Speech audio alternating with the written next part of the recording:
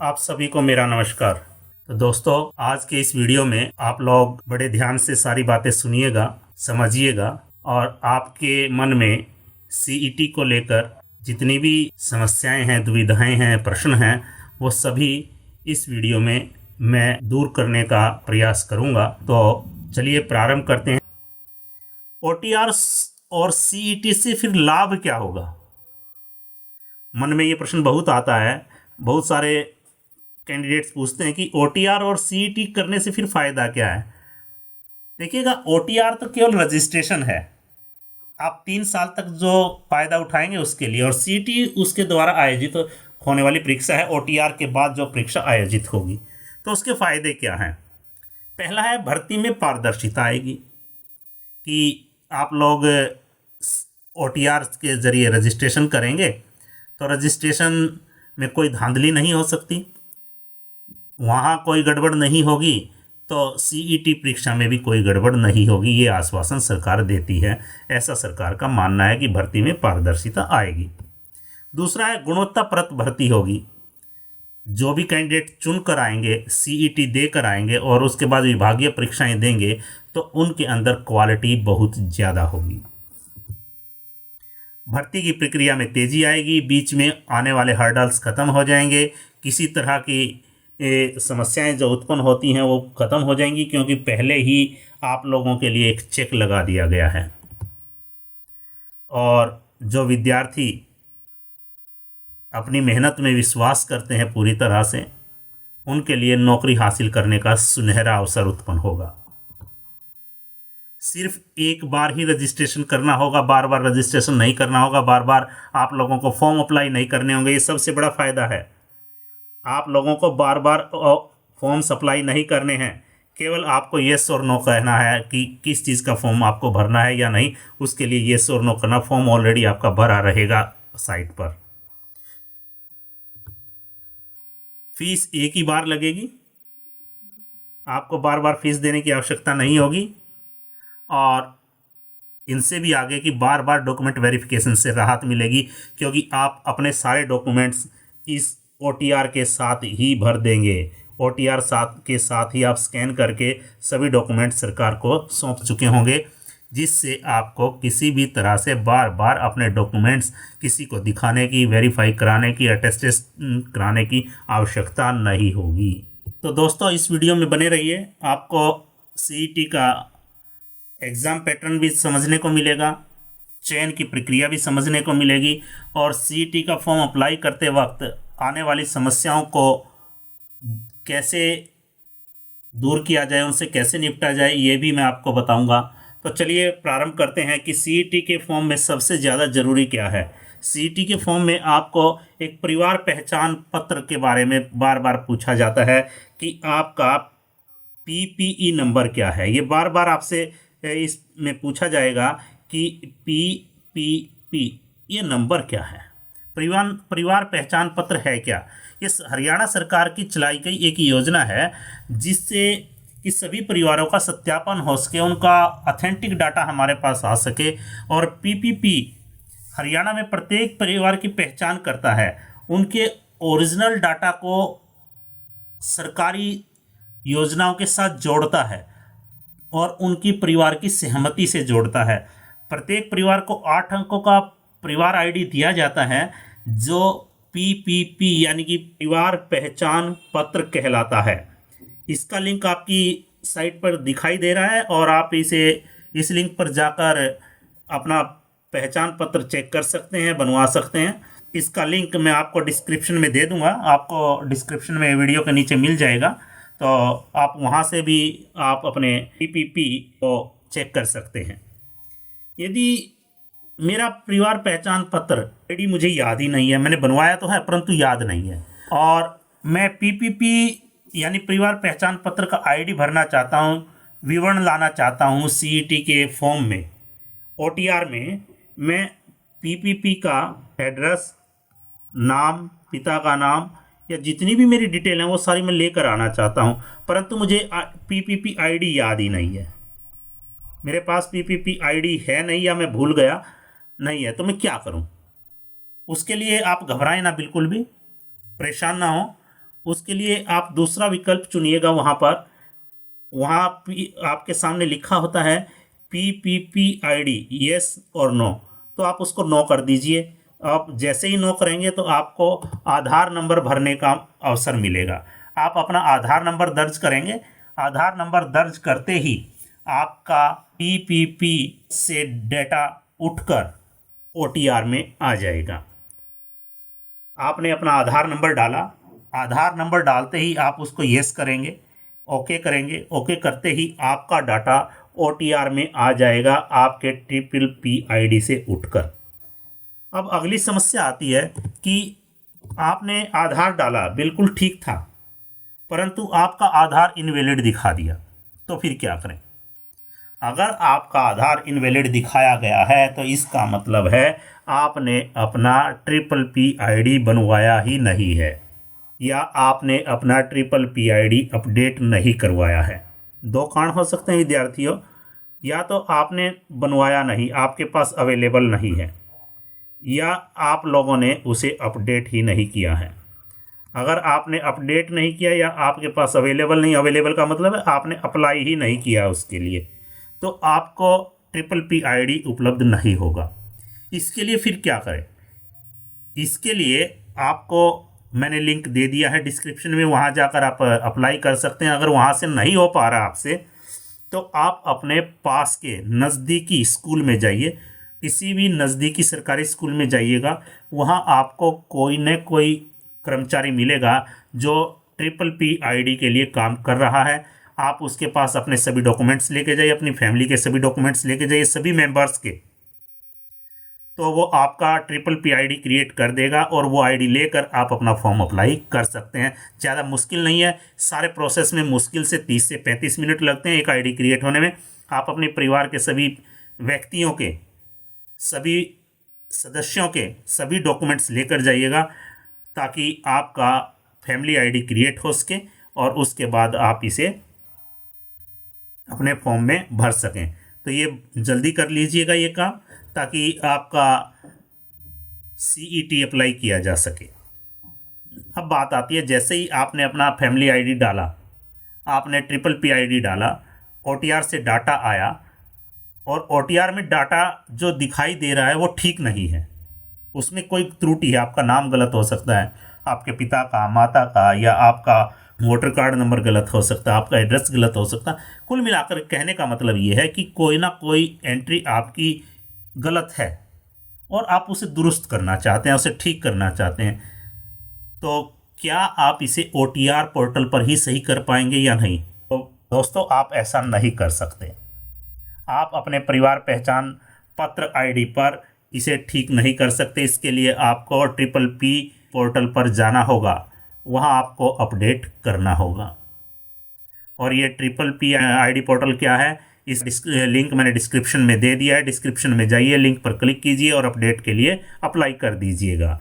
अगर आप ऐसा करने में सक्षम नहीं हैं, तो फिर जहां आपने PPP बनवाया था उसी विद्यालय में जाएं और उसी कर्मचारी से मिलें और उनसे बोलिए कि अपडेट कर दीजिए। वो तुरंत साथ के साथ अपडेट कर देंगे, साथ के साथ आपका PPP ठीक हो जाएगा और साथ के साथ आप अपनी सामान्य पात्रता परीक्षा के लिए उसे उपयोग में ला सकते हैं। आपने वन टाइम रजिस्ट्रेशन पोर्टल पर रजिस्ट्रेशन के लिए मोबाइल नंबर की बजाय दूसरा विकल्प चुनना पसंद किया है, तो प्रश्न बनता है कि आप अपना मोबाइल नंबर नहीं देना चाहते, तो क्या किसी और तरीके से, क्या किसी और जरिए से आप अपना OTR कर सकते हैं या नहीं कर सकते हैं?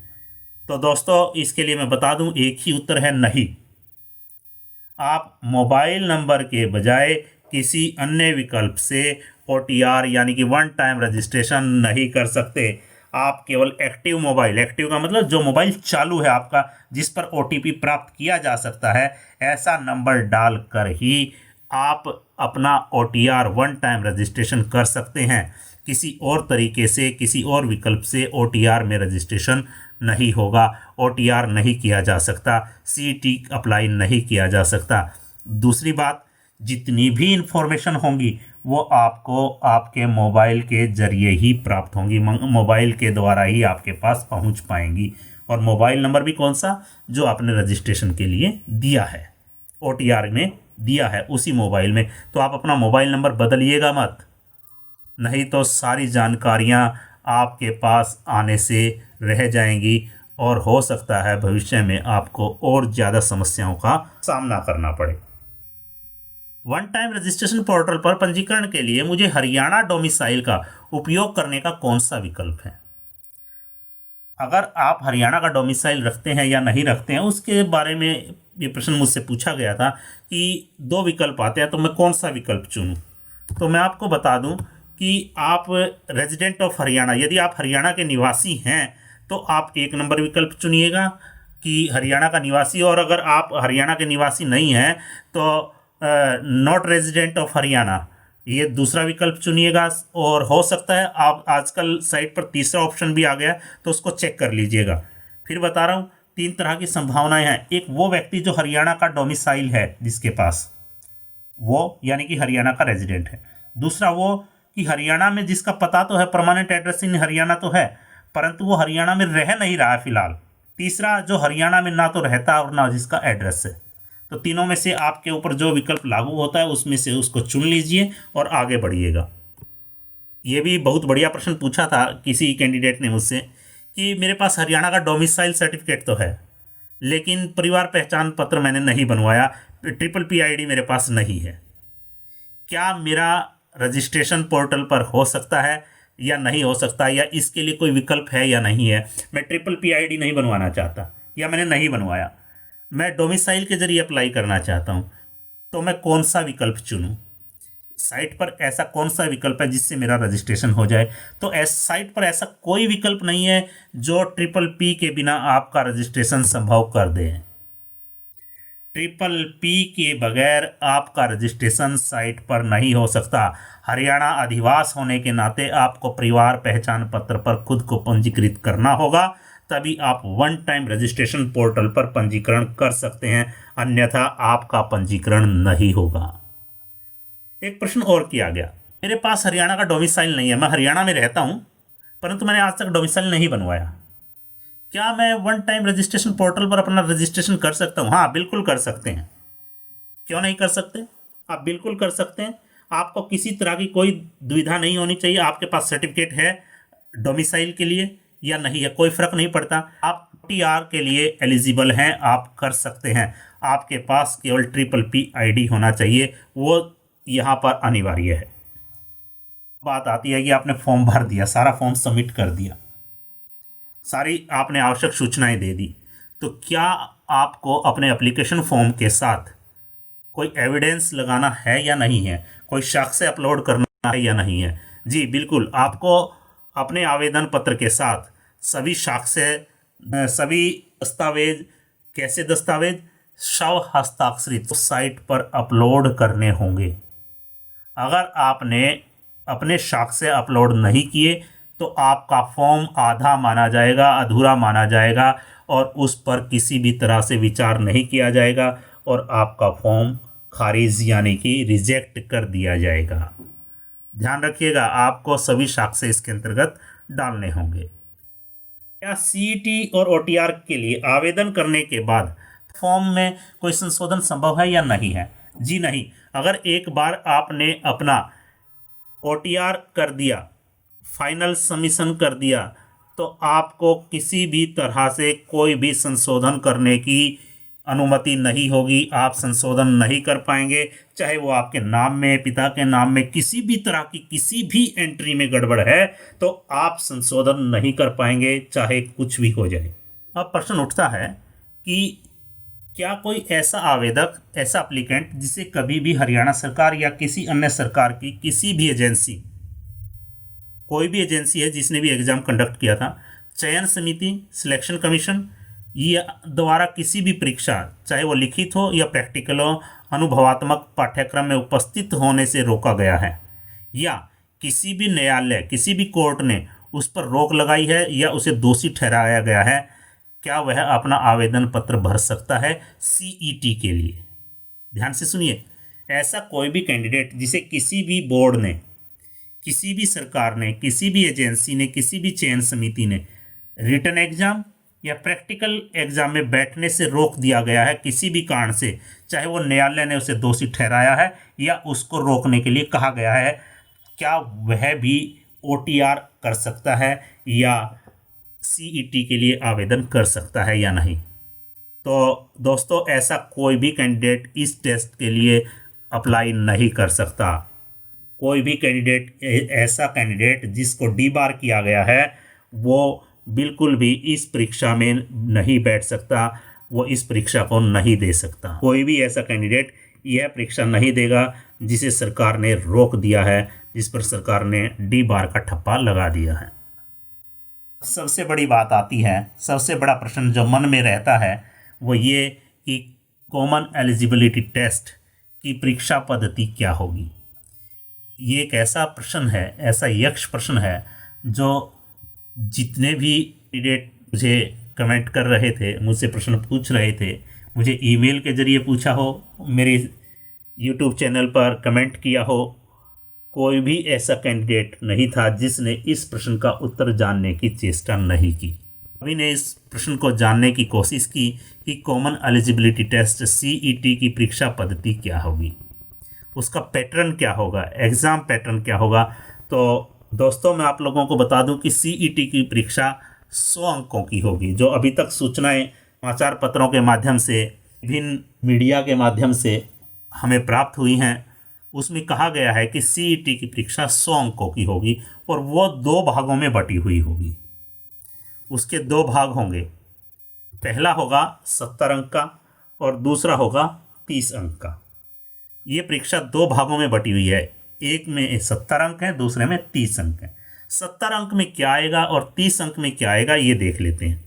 70 अंक में आपके सामने जनरल अवेयरनेस आएगी, जनरल अवेयरनेस, फिर आएगी रीजनिंग, या आप कह सकते हैं 70 अंक में आपको करंट अफेयर्स मिलेंगे, यहाँ आपको रीजनिंग मिलेगी, मैथ्स मिलेगा, साइंस मिलेगी, कंप्यूटर साइंस मिलेगी, हिंदी मिलेगी, अंग्रेजी मिलेगी, और जिस भी पोस्ट के लिए आप अप्लाई कर रहे हैं उससे संबंधित विषय के प्रश्न भी होंगे। फिर सुन लीजिए, करंट अफेयर्स होंगे, रीजनिंग होगी, मैथ्स होगा, science, computer science, Hindi, English और कंसर्न सब्जेक्ट। इन सब से मिलाकर 70 अंक के प्रश्न आपसे पूछे जाएंगे।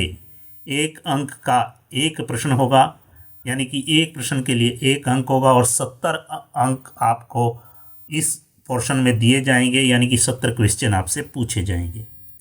दूसरा भाग है 30 अंक का, जिसमें आपसे हरियाणा से संबंधित विषय कौन कौन से हैं हरियाणा से संबंधित, हरियाणा का इतिहास हो, हरियाणा का भूगोल, हरियाणा का नागरिक शास्त्र, हरियाणा की संस्कृति, हरियाणा का पर्यावरण, हरियाणा का साहित्य या हरियाणा का करंट अफेयर्स। ये सभी विषय हरियाणा से संबंधित होंगे, वो उन्हीं के बारे में प्रश्न पूछे जाएंगे। फिर कह रहा हूँ, ये हरियाणा से संबंधित हैं सारे के सारे। इसमें ये 30 अंक हरियाणा के लिए हैं। हरियाणा का जीके, हरियाणा का इतिहास, भूगोल, नागरिक शास्त्र, सब कुछ हरियाणा का है। ये 30 हरियाणा से संबंधित हैं और ये 70 अंक जो हैं ये आपके ब्रॉड एरिया से हैं। इसके लिए कोई लिमिट नहीं है कि कहाँ से आपसे कौन सा गणित पूछेगा, कौन सा विज्ञान पूछेगा, किस लेवल की हिंदी रहेगी या किस लेवल की इंग्लिश रहेगी, ये कोई निश्चित नहीं है। हाँ, केवल इस 30 अंक के लिए है कि ये हरियाणा से संबंधित होंगे। तो 70 और 30, तो 100 अंकों की ये परीक्षा होगी जो आपके लिए आयोजित की जाएगी। अब आप लोगों ने CET दे दिया। CET देने के बाद आपका सिलेक्शन से होगा, इस बात की चर्चा कर लेते हैं। ये प्रश्न भी बहुत से कैंडिडेट्स ने मुझसे पूछा कि सर सिलेक्शन कैसे होगा, फिर क्या CET के नंबर देखेंगे और सिलेक्शन प्रोसीजर हो जाएगा? CET के नंबर दिखाए, जिसके नंबर ज़्यादा उसको नौकरी, जिसके कम उसको नहीं। नहीं जी, ऐसा नहीं होगा। देखिए, आपने CET दे दिया, आपका रिजल्ट आ गया, आपको अंक प्राप्त हो गए, उसके बाद चयन प्रक्रिया क्या होगी? इसके लिए आपसे पहले जब फॉर्म निकलेंगे तो पर्टिकुलर वेबसाइट पर, पर्टिकुलर पोर्टल पर आपसे उस वैकेंसी के लिए येस और नो करवा लिया जाएगा, क्योंकि आपकी डिटेल तो पहले से ही OTR पर है, तो आपसे डिटेल नहीं पूछी जाएंगी, डिटेल तो ऑलरेडी है गवर्नमेंट के पास। तो आपसे येस और नो पूछेंगे। येस और नो पूछने के बाद सीईटी में जितने अंक आए हैं उसके आधार पर आपको वरीयता यानी आपको प्रेफरेंस दी जाएगी, मेरिट बनेगी उसके आधार पर। और इसको एक इस उदाहरण से हम समझते हैं कैसे बनेगा। मान लीजिए कुल पद हैं 100, कोई भी वैकेंसी निकली उसमें कुल पद 100 हैं, तो उन 100 पदों में से आपको ये नहीं है कि सीईटी में ऊपर वाले जो यानी कि मेरिट में ऊपर वाले जो 100 कैंडिडेट हैं उनको बुला लेंगे और उनको नौकरी दे देंगे, ऐसा नहीं है। कुल 100 पद हैं मान लीजिए, तो 100 पद में आपको डॉक्यूमेंट्स वेरिफिकेशन के लिए या आगे की प्रक्रिया के लिए मान लीजिए इंटरव्यू होना है या स्क्रूटनी होनी है या स्क्रीनिंग होना है, जैसे ग्रुप सी की बात कर रहा हूँ, तो उसमें कोई भी स्क्रीनिंग है या आपका इंटरव्यू है या कुछ भी है ग्रुप सी के लिए, तो वहाँ आपको 3 गुना कैंडिडेट बुलाए जाएंगे, आप लोग 3 गुना पहुँचेंगे। जैसे 100 पोस्ट थी, 100 पद थे हमारे पास, और उसका 3 गुना यानी कि 300 लोग बुलाए जाएंगे वर्गानुसार, कैटेगरी वाइज। कैटेगरी वाइज का मतलब मान लीजिए किसी कैटेगरी की 10 वैकेंसी है तो 10 गुना 3 30 बुलाए जाएंगे। किसी कैटेगरी की 50 वैकेंसी है तो 50 गुना 3 150 बुलाए जाएंगे। तो इस तरह से कुल मिलाकर 300 यानी कुल पद 100 थे तो 3 गुना कर दिया जाए तो 300 कैंडिडेट को बुलाया जाएगा। और 300 कैंडिडेट की जो भी आगे की प्रक्रिया होगी, चाहे उनके कागज़ देखने की हो, चाहे उनका इंटरव्यू लेने की हो, चाहे उनका टेस्ट लेने की हो, कोई भी प्रक्रिया हो, तो इन 300 कैंडिडेट को ही उस प्रक्रिया से गुजरने का अवसर मिलेगा। 100% कैंडिडेट्स को उसमें से जाने का अवसर नहीं मिलेगा। यही 300 हैं। कौन से 300? जो सीईटी की मेरिट में ऊपर हैं। ध्यान रखिएगा, सीईटी की मेरिट में ऊपर वाले 300 विद्यार्थियों को ही इन 100 पदों के लिए आवेदन करने का अवसर मिलेगा। अगर साधारण भाषा में कहूँ, जितने पद हैं उसके 3 गुना कैंडिडेट्स को, या सरकार चाहे तो 5 गुना भी बुला सकती है। उन्होंने कहा 3 से 5, तो 3 गुना भी बुला सकती है, 4 गुना भी बुला सकती है, और मैक्सिमम 5 गुना।